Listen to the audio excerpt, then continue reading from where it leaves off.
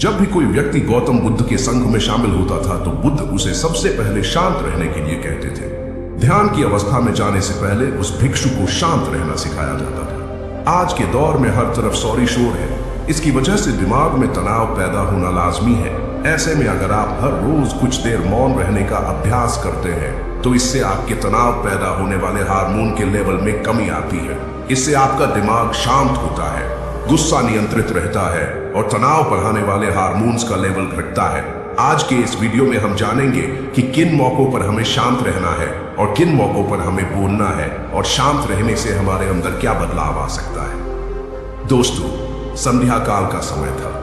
गुरु अपने सभी शिष्यों को बुलाते हैं और कहते हैं, कल सुबह सब लोग नदी में स्नान करने के बाद तुरंत हमारी कुटिया के सामने उपस्थित हो जाना। सभी इसी से हैरान रह जाते हैं कि हम लोगों ने कुछ गलती की है क्या, लेकिन गुस्से से यह कहते हैं कि हो सकता है कि गुरुजी कल सुबह कुछ अच्छी बात बताने वाले हैं। सब लोग रात को सही समय पर सो जाते हैं और सुबह उठकर सभी लोग नदी में स्नान करने के बाद वापस गुरुजी के सामने उपस्थित हो जाते हैं। गुरु कहते हैं, आज हम तुम सबको चुप रहने के फायदे के बारे में बताऊंगा।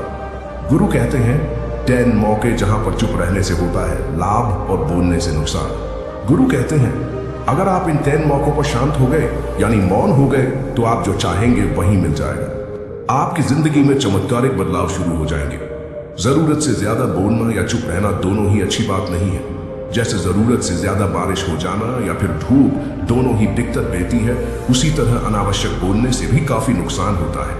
गुरु कहते हैं कि पहला ऐसा मौका जहां पर व्यक्ति को चुप रहना चाहिए, बिना तथ्य के ना बोले। गुरु ने कहा, अगर आपके पास कोई तथ्य नहीं है तो वहां चुप रहने में ही भलाई है। चुप बैठने से दिमाग में नई कोशिकाओं का निर्माण होता है और इससे ज्ञान की वृद्धि होती है। बोलने में भलाई वही है जहां आपको किसी चीज के बारे में पूरा ज्ञान हो। अगर आप बिना तथ्य के कहीं बोलते हैं या फिर बेवजह बोलते हैं तो आपका वहां मजाक भी बन सकता है। अगर आपके पास पर्याप्त जानकारी नहीं है, ऐसी जगह पर बोलने से आपका मजाक तो बनी रहेगी, साथ ही साथ लोगों का भरोसा भी आपसे उठने लगेगा। इसलिए ऐसी जगह पर शांत रहो जहां तुम्हें पता ना हो कि क्या बोलना है क्या नहीं। कई बार कुछ लोग ऐसे होते हैं जो हर जगह अपनी उपस्थिति बताने लगते हैं। उन्हें पता नहीं होता है कि हमें क्या बोलना है, लेकिन फिर भी बोलते जाते हैं और फिर बाद में दूसरे लोग उनके जाने के बाद उनका मजाक उड़ाते हैं। जब तक आपको उस तथ्य के बारे में अच्छा ज्ञान नहीं है, उसके बारे में पता नहीं है, तो वहां चुप रहना ही ज्यादा समझदारी है। गुरु ने कहा, दूसरा ऐसा मौका जहां पर व्यक्ति को चुप रहना चाहिए। शब्दों से ना पहुंचे ठेस, अगर आपके शब्द किसी को मानसिक ठेस पहुंचा रहे हैं तो वहां चुप हो जाना चाहिए। कमजोर व्यक्ति के बारे में कुछ भी बोलकर आप महान नहीं बन सकते हैं। महान आप किसी कमजोर का साथ देने में बनेंगे। कई बार होता है कुछ लोग अपने से छोटे व्यक्ति को भला बुरा कहते रहते हैं। सामने वाला इंसान तो कद से आपसे छोटा है, वो आपको कुछ नहीं बोलेगा, लेकिन आप उसकी नजरों में गिरते चले जाएंगे। हो सकता है कि कल वह भी आपसे पद में बड़ा हो जाए। पद में आपसे जब वह बड़ा हो जाएगा तो आज जो रवैया आपका उसके साथ है, आने वाले समय में वह भी आपके साथ वही करेगा। आप किसी को नीचा दिखाकर बड़ा नहीं बन सकते।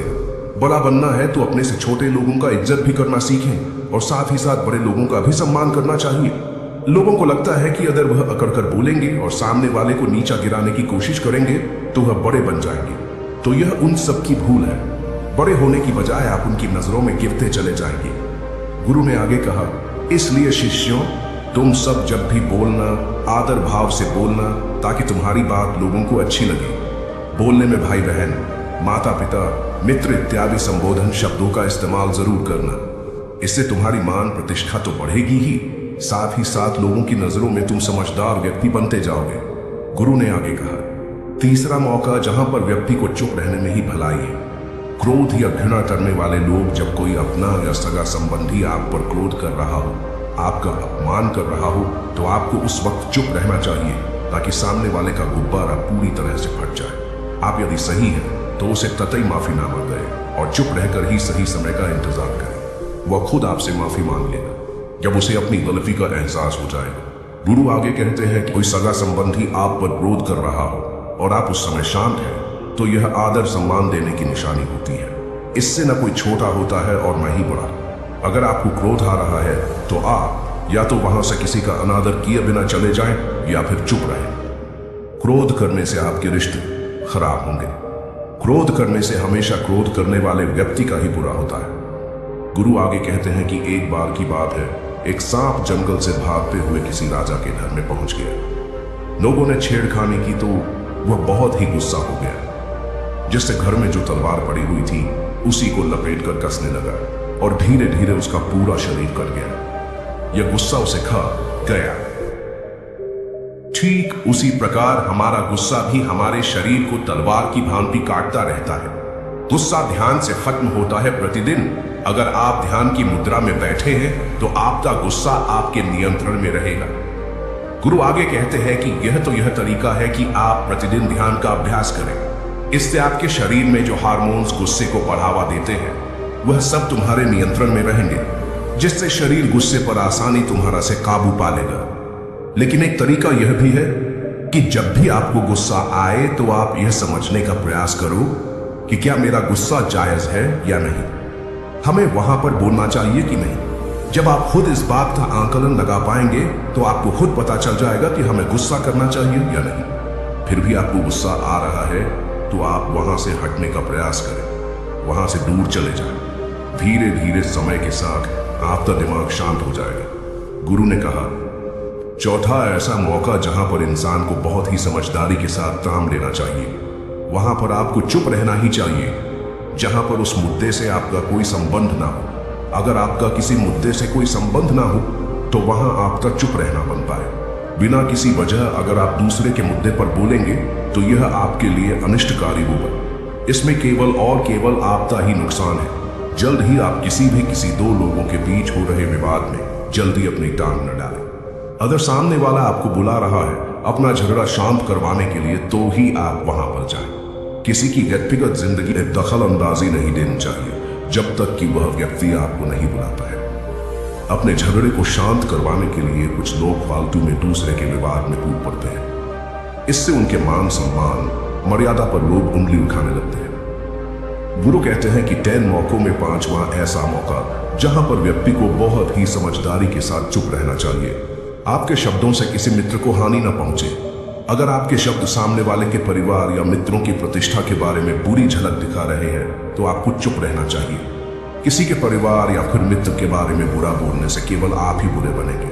जो चीज आसानी से खत्म की जा सकती है उसे अपने शब्दों से बड़ा न करें। बिना चिल्लाए बात करने का प्रयास करते रहना चाहिए। अगर आप बिना चिल्लाए कोई बात नहीं कह सकते तो आपका चुप रहने में ही भलाई है। किसी पर चिल्लाने से आपके व्यवहार के बारे में पता चलता है।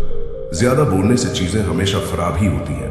कई बार कुछ रिश्ते ज्यादा तेज बोलने की वजह से टूट जाते हैं। इसलिए अपनी आवाज में मीठापन लाएं। आपके शब्दों से आपके दोस्त को हानि नहीं पहुंचनी चाहिए। कभी कभी दोस्तों के जब हम मजाक में तो रहे कि आपके शब्दों से किसी का अनादर ना हो।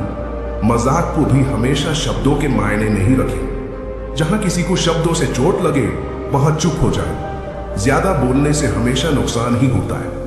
किसी और की प्रतिष्ठा को अपने शब्दों के माध्यम से उसे हानि नहीं पहुंचानी चाहिए। यदि आपके शब्दों से किसी और की प्रतिष्ठा को ठेस पहुंच रही है तो वहां आपको चुप हो जाना चाहिए। जब कोई व्यक्ति आपके सामने नहीं है तो आप उस व्यक्ति के बारे में बुरे शब्द किसी तीसरे व्यक्ति के सामने न बोलें। गुरु कहते हैं, छठा मौका जहां पर व्यक्ति को चुप रहना चाहिए, जब कोई कर रहा हो किसी की बुराई। जब कोई आदमी आपके सामने किसी तीसरे आदमी की बुराई कर रहा हो तब तुम्हें चुप रहकर बस सुनना चाहिए। अपनी राय व्यक्त नहीं करना चाहिए, क्योंकि जो आज आपके सामने किसी तीसरे की बुराई कर रहा है वह कल किसी और के सामने आपकी बुराई भी कर सकता है। यदि आपने कुछ कहा है तो नीति शास्त्र के अनुसार जो अपने मुंह को बंद रखता है और बुद्धि से काम करता है वही इंसान समझदार होता है। बिना जरूरत के बोलना या बीच में बोलना यह गलत बात है। कभी कभी हमारे लिए बुद्धिमानी इसी में होती है कि हमें अपना मुंह ऐसी जगह पर नहीं खोलना चाहिए। गुरु आगे कहते हैं कि 10 मौकों में 7वां ऐसा मौका जहां पर व्यक्ति को चुप रहना चाहिए, जब कोई नहीं समझे आपकी भावना। यदि आपको लग रहा है कि कोई व्यक्ति आपकी भावना, दुख या परेशानी को शब्दों में नहीं समझ रहा है, यदि आपको लग रहा है कि सामने वाला व्यक्ति आपकी भावना या दुख को या आपकी जो परेशानी है उसको वह समझ नहीं पा रहा है या समझने का प्रयास ही नहीं कर रहा है या वह आपको ध्यान से सुन ही नहीं पा रहा है, तो ऐसे व्यक्ति के सामने आप चुप ही रहें, क्योंकि ऐसे लोगों को आपकी भावना या दुख से कोई मतलब नहीं होता है। ऐसे लोगों को अपना राज बताकर आप पछताएंगे ही बाद में। इसलिए हर किसी को अपने मन की बात नहीं बतानी चाहिए। अगर आपको लग रहा है कि सामने वाला आपकी बात को नहीं समझ पा रहा है, आपकी भावनाओं को नहीं समझ पा रहा है, तो वहां पर आपको नहीं बोलना चाहिए, क्योंकि आज में आपका मजाक ही बन जाएगा जब आपको लगने लगे कि सामने वाला आपकी भावनाओं को ठीक तरीके से समझ रहा है, आप जो कह रहे हैं वह ठीक से सुन रहा है, तभी आप उसे अपनी बात कहें। गुरु कहते हैं कि 8वां मौका जहां पर आपको चुप रहना चाहिए, जब कोई इंसान अपना दुख व्यक्त करे।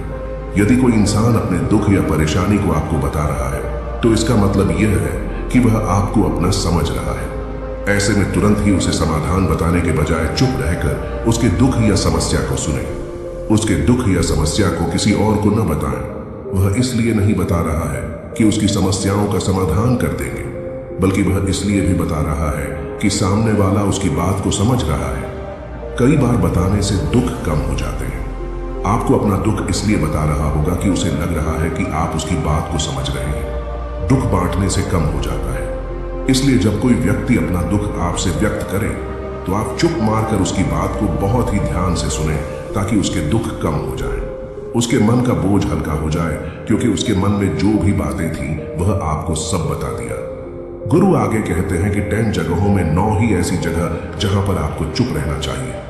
जहां पर दुष्ट प्रकृति के लोग रह रहे हों और गाली गलौज कर रहे हों, तो आप वहां पर मत जाइए। ऐसी जगहों से आप चुपचाप निकल जाएं, अर्थात अपनी प्रतिक्रिया दिए बिना आप वहां से चले जाएं, क्योंकि जिसकी जुबान खराब होती है, जो दुष्ट प्रकृति के लोग होते हैं, उनको आप ऐसे समय में नहीं समझा सकते हैं। जब उनका दिमाग पूरी तरह से शांत हो जाए, तभी वह आपकी बात सुनेंगे। इसलिए जहां पर दुष्ट प्रकृति के लोगों आपकी बात को न मानते हो और न ही सुनते हो, तो आपको वहां पर नहीं बोलना चाहिए। गुरु कहते हैं कि 10 माह ऐसा मौका जहां पर आपको शांत हो जाना चाहिए।